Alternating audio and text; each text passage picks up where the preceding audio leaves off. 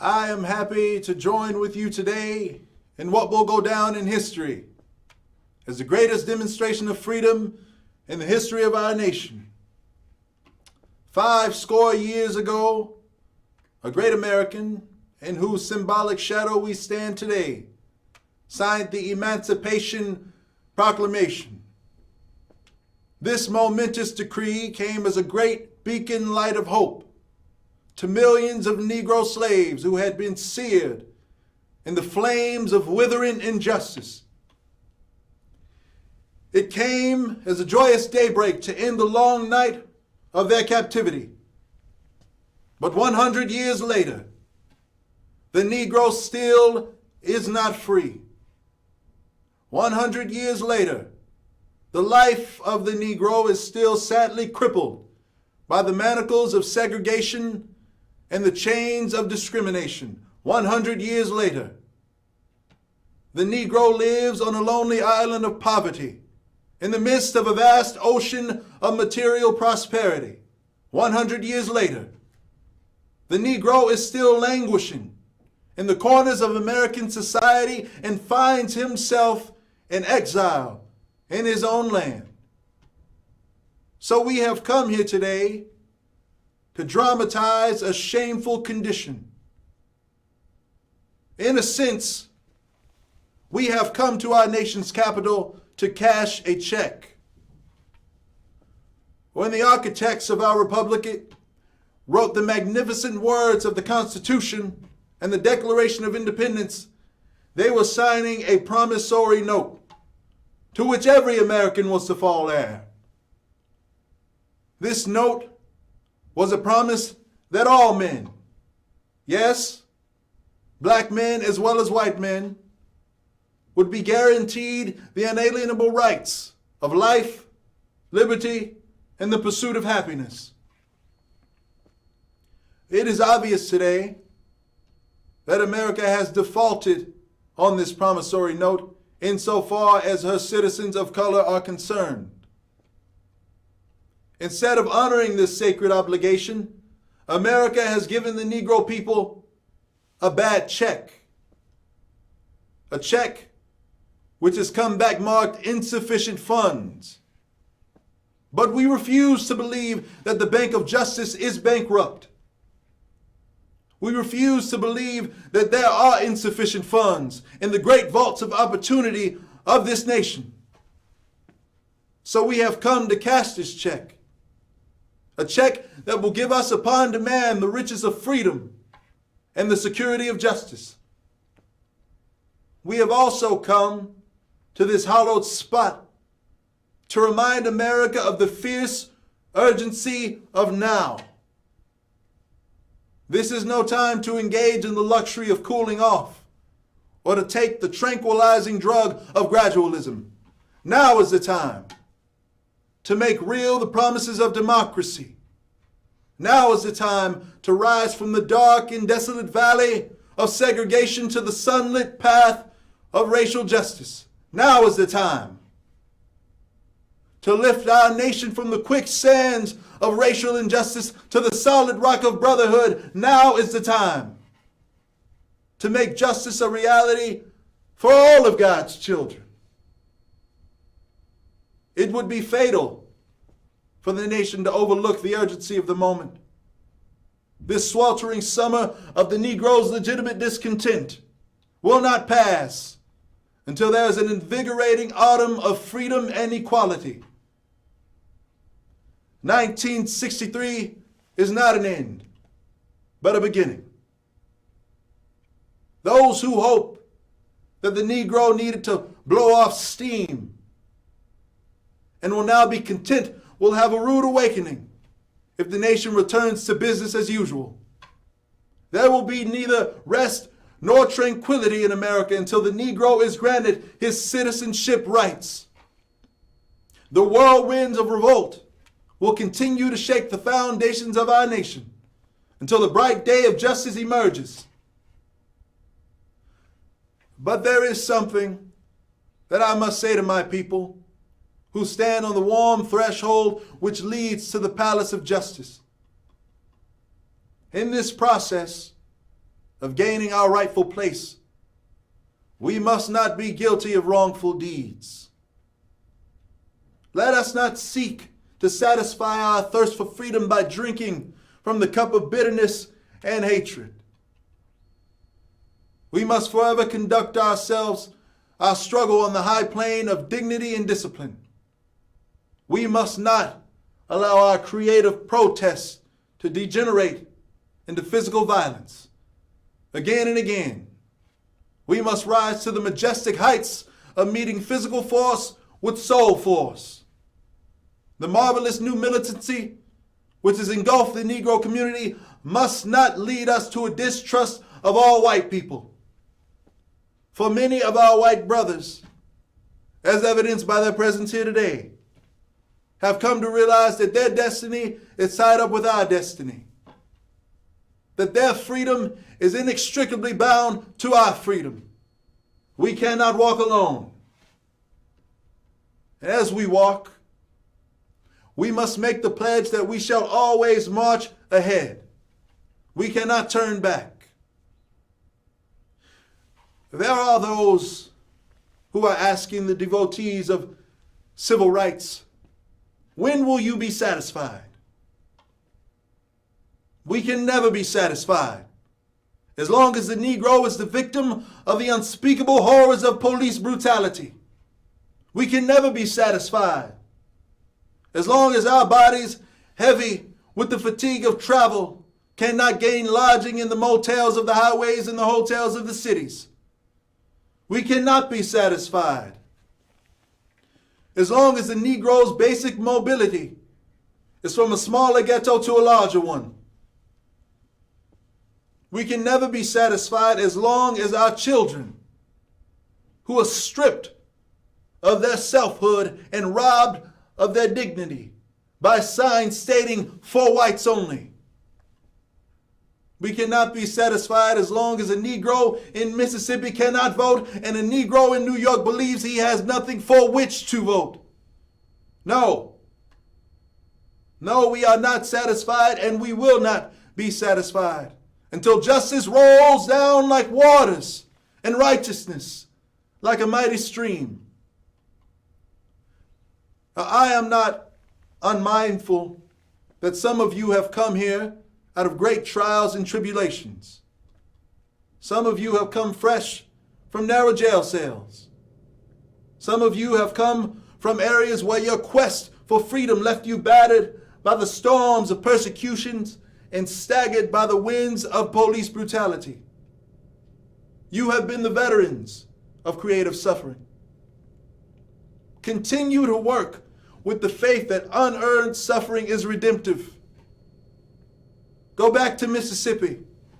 Go back to Alabama. Go back to South Carolina. Go back to Georgia. Go back to Louisiana. Go back to the slums and the ghettos of our northern cities, knowing that somehow this situation can and will be changed. Let us not wallow in the valley of despair. I say to you today, my friends, so even though we face the difficulties of today and tomorrow, I still have a dream. It is a dream deeply rooted in the American dream. I have a dream that one day this nation will rise up and live out the true meaning of its creed. We hold these truths to be self-evident, that all men are created equal. I have a dream that one day on the red hills of Georgia, the sons of former slaves and the sons of former slave owners will be able to sit down together at the table of brotherhood. I have a dream that one day even the state of Mississippi, a state sweltering with the heat of injustice, sweltering with the heat of oppression, will be transformed into an oasis of freedom and justice. I have a dream that one day my 4 little children will live in a nation where they will not be judged by the color of their skin, but by the content of their character. I have a dream today. I have a dream that one day, down In Alabama, with its vicious racists, with its governor having his lips dripping with the words of interposition and nullification. One day right there in Alabama, little black boys and black girls will be able to join hands with little white boys and white girls as sisters and brothers. I have a dream today. I have a dream that one day every valley will be exalted. Every hill and mountain will be made low. The rough places will be made plain, and the crooked places will be made straight. And the glory of the Lord shall see it revealed, and all flesh shall see it together. This is our hope. This is the faith that I go back to the South with. With this faith, we will be able to hew out of the mountain of despair a stone of hope. With this faith, we will be able to transform the jangling discords of our nation into a beautiful symphony of brotherhood. With this faith, we will be able to work together, to pray together, to struggle together, to go to jail together, to stand up for freedom together, knowing that we will be free one day. This will be the day when all of God's children will be able to sing with a new meaning. My country, 'tis of thee. Sweet land of liberty, of thee I sing. Land where my fathers died, land of the pilgrim's pride. From every mountainside, let freedom ring. And if America is to be a great nation, this must become true. So let freedom ring from the prodigious hilltops of New Hampshire. Let freedom ring from the mighty mountains of New York. Let freedom ring from the heightening Alleghenies of Pennsylvania. Let freedom ring from the snow-capped Rockies of Colorado. Let freedom ring from the curvaceous slopes of California. But not only that, let freedom ring from Stone Mountain of Georgia. Let freedom ring from Lookout Mountain of Tennessee. Let freedom ring from every hill and molehill of Mississippi, from every mountainside. Let freedom ring. And when this happens, when we allow freedom to ring, when we let it ring from every village and every hamlet, from every state and every city, we will be able to speed up that day when all of God's children, black men and white men, Jews and Gentiles, Protestants and Catholics, will be able to join hands and sing in the words of the old Negro spiritual, free at last, free at last. Thank God Almighty, we are free at last.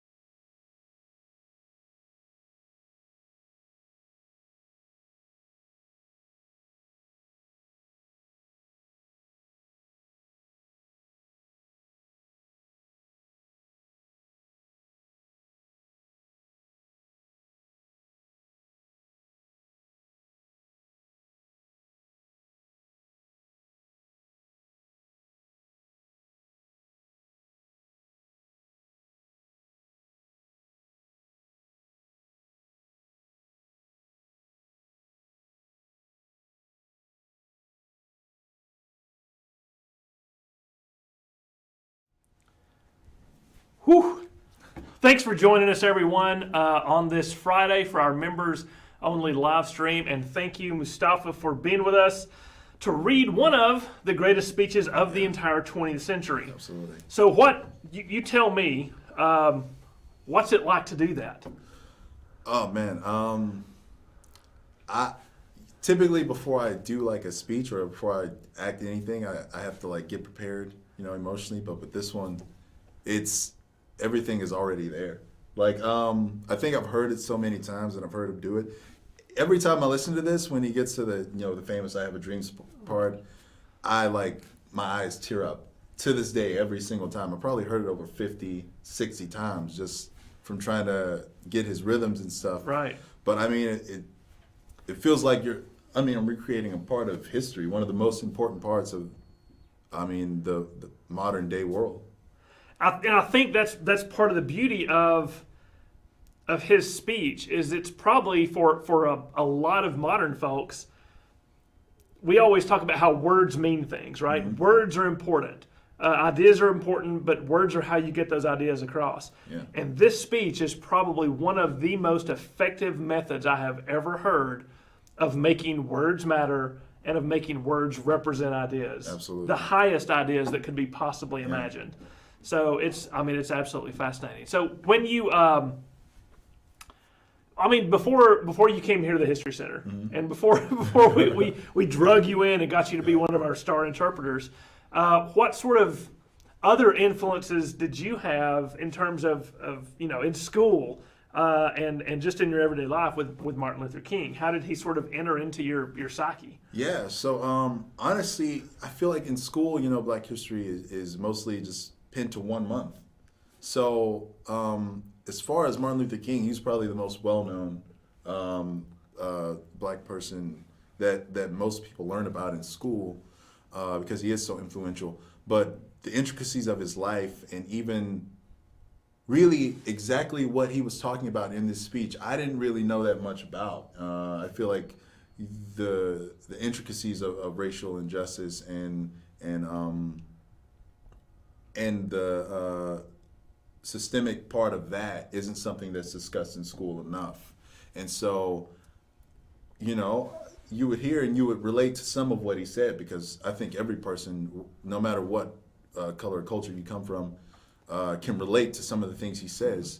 But I didn't really know the specifics of what he was talking about when I was in school. But when I got older and started doing my own research just for my own benefit, that's when I realized, wow, not only is what he's saying so beautiful and elegant, but it's also so brave for him to say in the middle of the 60s. This, if I'm not mistaken, this is a few months before President Kennedy got assassinated.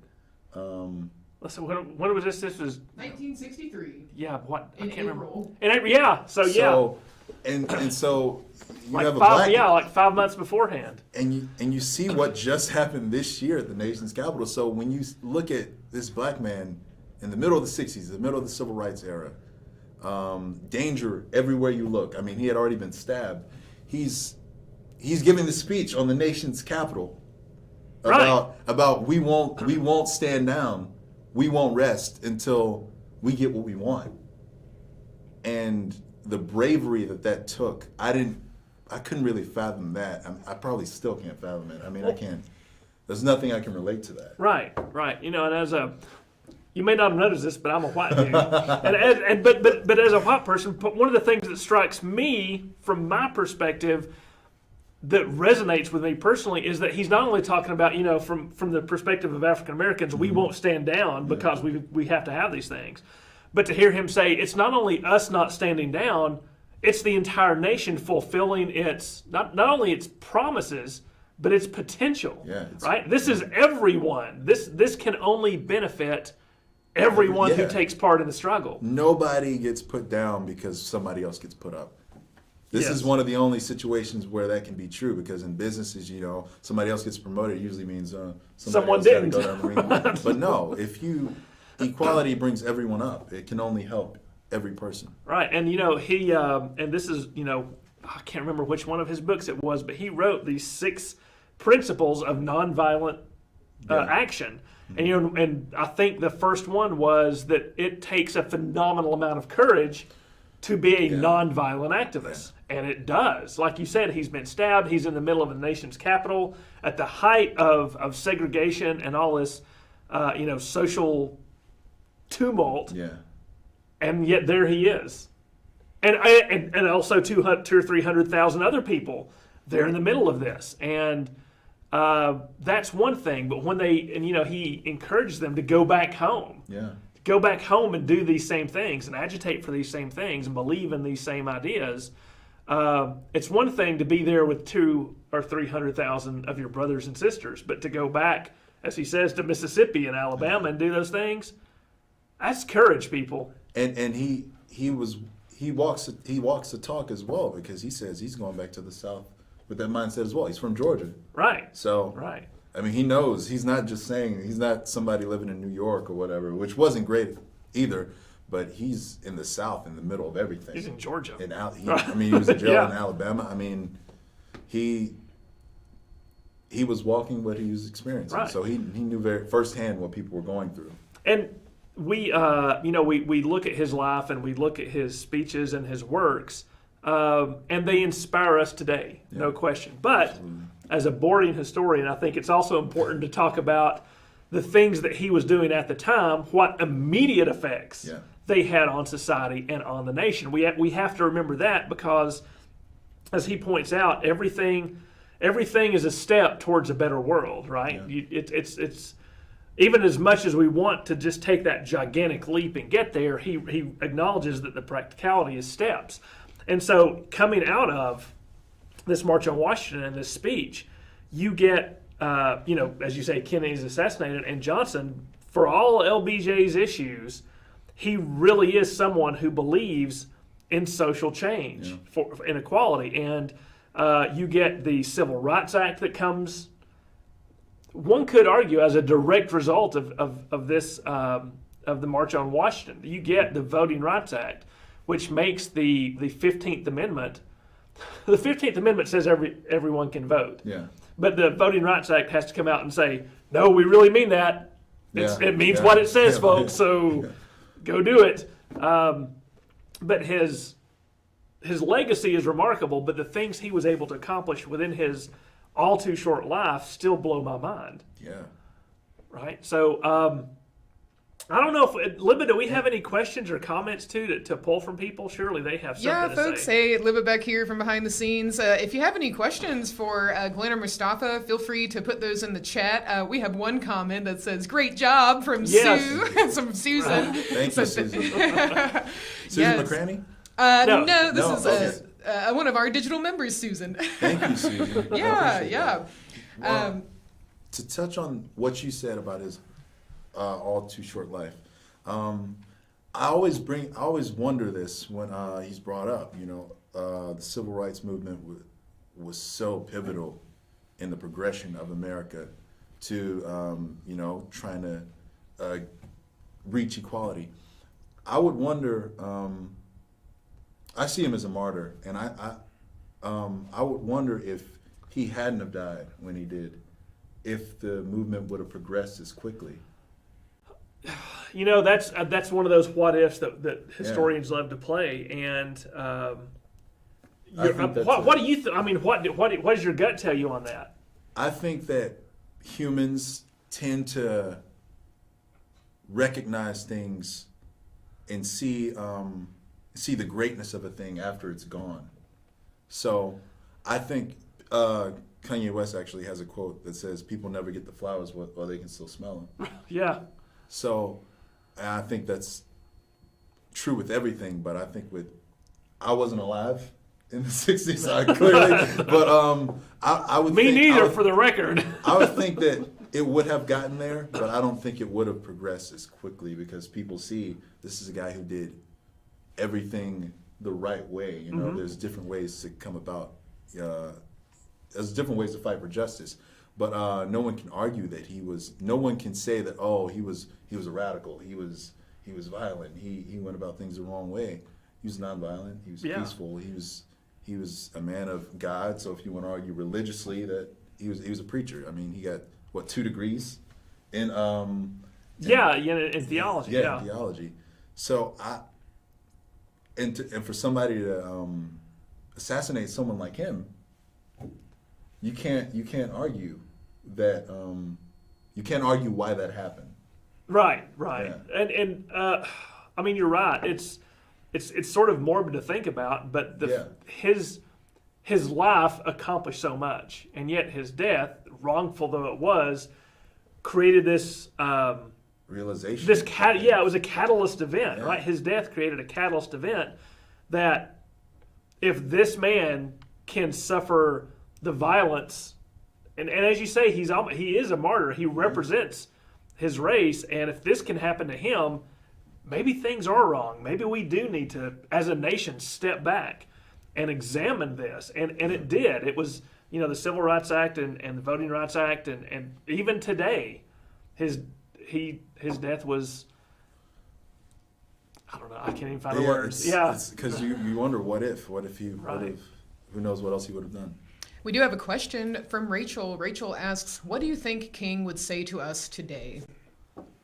And I know that's a big question. Yeah, and that is a personally, big question. as I was listening, I mean, it certainly sounded like a lot of this could be dream relevant today. is extremely relevant today. This dream is still not fulfilled, but I guess from your own perspective, what do you feel like? Maybe you could talk about his principles in a little more detail, since those are relevant to social protests today. Yes.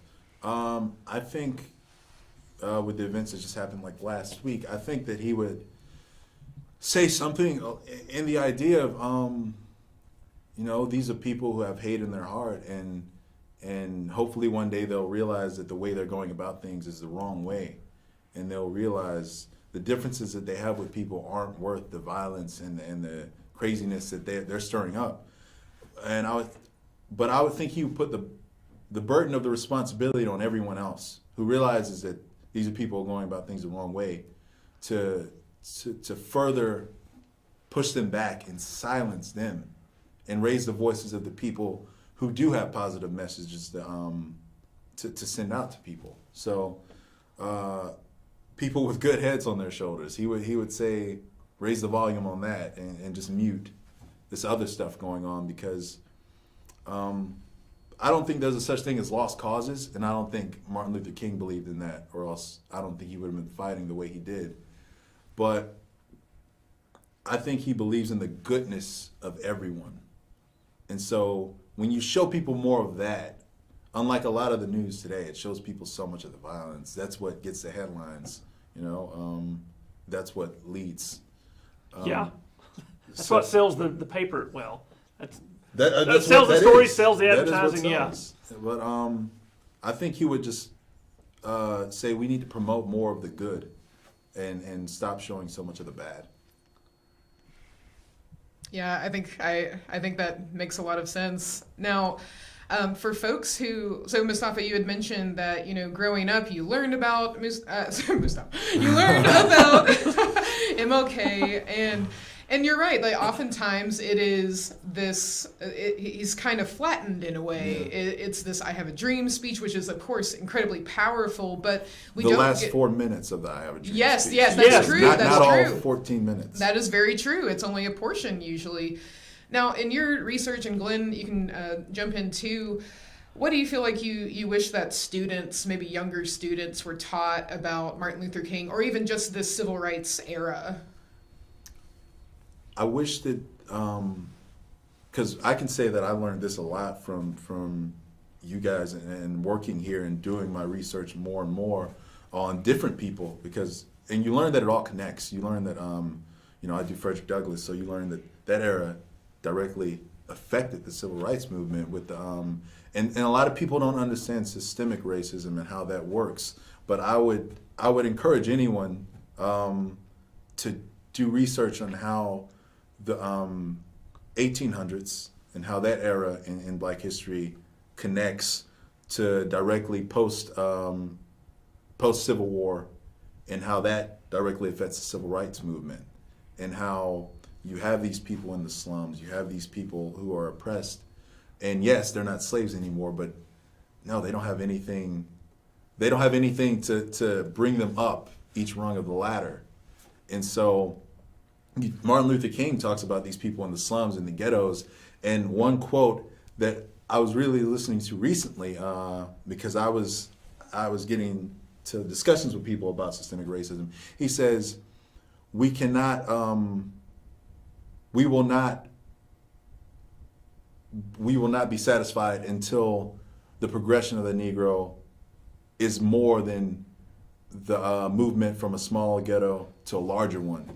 And that's systemic racism in a short quote, because that was the only thing you could hope to do, especially back in this era, move from a smaller ghetto to a larger one if you were born in a ghetto.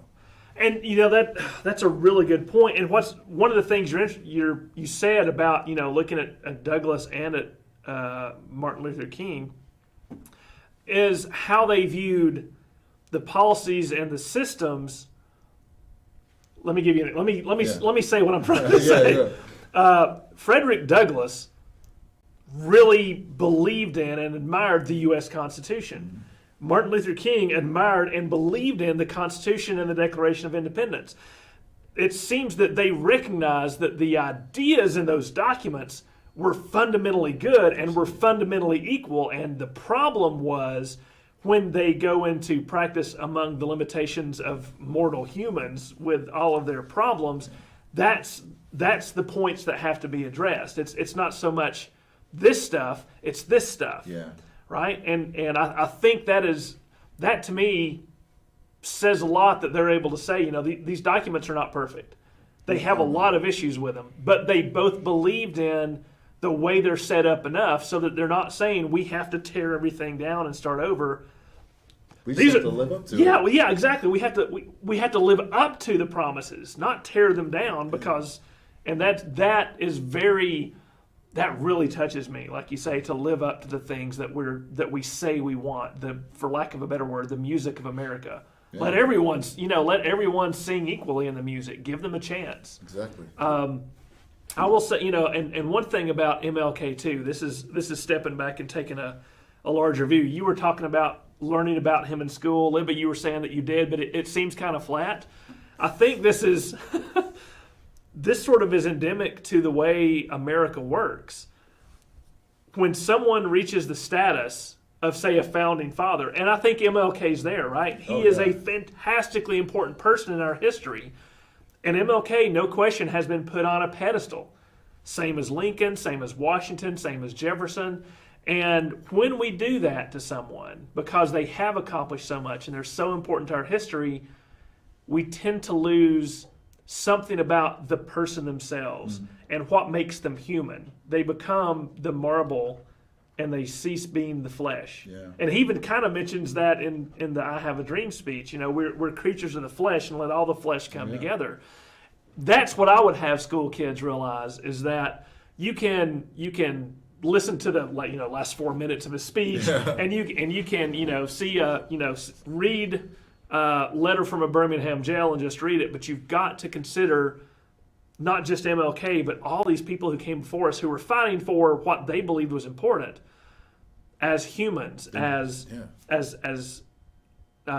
flawed and yet remarkably foresighted. Exactly. And let them be who they are, because when they're humanized and when we can get an appreciation of them as people and their personal struggles, to me at least, it makes their struggles and the things they're fighting for more real, I guess. Yeah, no, it does, because they recognize that the world is an imperfect place, and they recognize that they're imperfect. These are people who they knew they weren't perfect. They knew they probably didn't even hold themselves to the esteem that everyone else did. Exactly.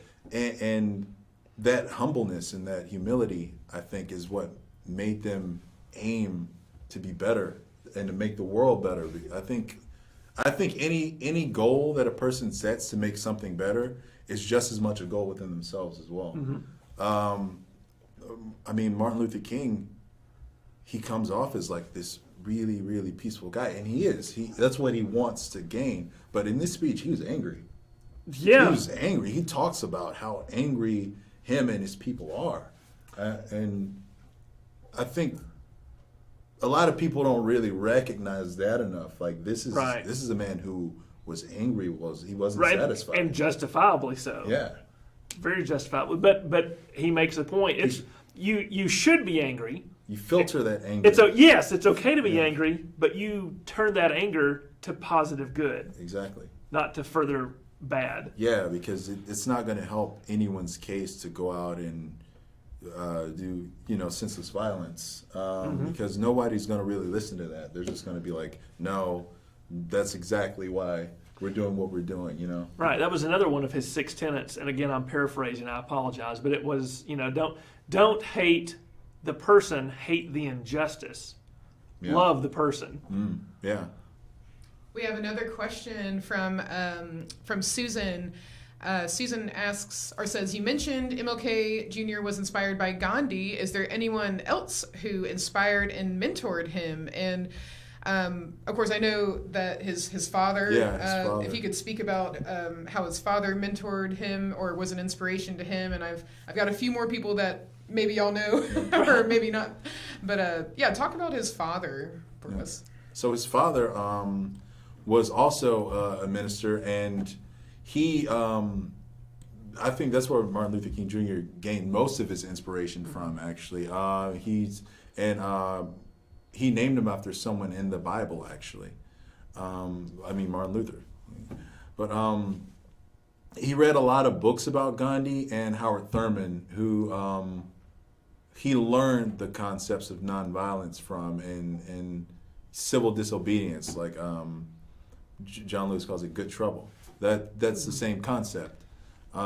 Making your voice heard by interfering with everyday life, because he talks about in the speech he doesn't want everyone to get back to business as usual, because then you're going to start causing good trouble and we're going to start getting in the way of everything you did. And when he was a student at Morehouse, Benjamin Mays also inspired him. He was a president of the school, and he was an educator and Christian minister, and he was one of his mentors as well. And obviously, that Martin Luther King was a huge study of the Bible. I mean, he lived by it.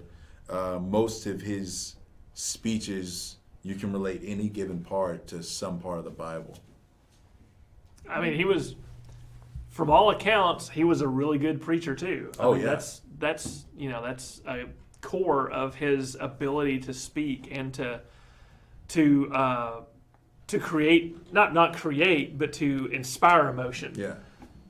I just put, if you're curious to know about even more of his mentors and people who inspired MLK, there's a good article that I just linked in there that also speaks about the people that Mustafa just mentioned, as well as other activists in the civil rights movement that also inspired Martin Luther King Jr.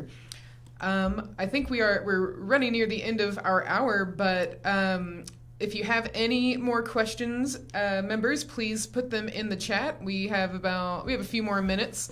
Marianne also mentioned, she said, I was stunned when I saw the documentary Reconstruction. It really helped me understand systemic racism. Yeah. And I really liked those points that you made, that this is something that really does require a broad view. Yeah, right. You can't really, it's such an intricate thing that it's hard to just explain in even one conversation. And especially like if it's something that doesn't quite affect you personally in your everyday life. I feel like I really commend white people who take the time to educate themselves, because I feel like black folks aren't really educated. I wasn't educated on it until I educated myself. So I understand how people can either think that it's not real or not really know about it. Or not even consider it. Yeah. As a white person, you don't even think about that. Yeah, you don't think If I get pulled over, I'm thinking, geez. I don't actually think about, wow, what if I was black? It seems silly, but we don't, I don't want to speak for all white people, but a lot of us just don't even realize the things we need to learn. We need to learn the questions to ask first, then ask the questions. Exactly. Which, as part of course, at the History Center, we offer a diverse range of stories throughout all the year, but we are going to have a special emphasis on Black history during February, and part of that will be Reconstruction, part of that will be the 13th, 14th, and 15th Amendments. Yes. So members, this is also going to be a great opportunity for you to learn even more, and we hope that you'll invite others to learn along with you. We do have one more question. Susan's wondering, how long was MLK a preacher, like specifically a preacher at his church? Well, I know he got his degree when he got his degree early, actually. He graduated high school early, and he started working on his degree at 16, I believe. Mm-hmm. And he graduated from Morehouse when he was, I want to say 19 or 20. and I would think that he started preaching directly after that. But it was probably on and off at some point because, after a while, his work started going beyond the church, and he would travel a lot. He also went to school a second time. Yeah, because he went to get his doctorate in theology while he was already at Ebenezer, correct? Yeah. So I would say probably anywhere between 5 and 10 years. That's right. Yeah. Just from me glancing along, I'm seeing that that he was ordained at the age of 19. So right as he's graduating as a minister at Ebenezer, and that was in 1948. He did pastor the church at Dexter Avenue, that's now Dexter Avenue King Memorial Baptist Church, but that was from 1954 to 1960. So you're right. Actually, pastoring a church was not the majority of his career, but certainly influenced all of his oratory skills and his way to connect with people. His audience grew beyond. Yeah. Well, I think that's a great place to end. I'm also going to include a link in the chat to all of the books that are written by Martin Luther King Jr. This is provided by the King Center, which is also an excellent resource if you would like to learn more. So thank you so much, members, and thank you, Mustafa, for once again fantastically portraying that wonderful speech. And thank you, Glenn, for being here as well to offer more context. But a big thank you to all of our members. Thank you guys for watching and the great comments and questions. Yes. All right. We will see you next time. Take care.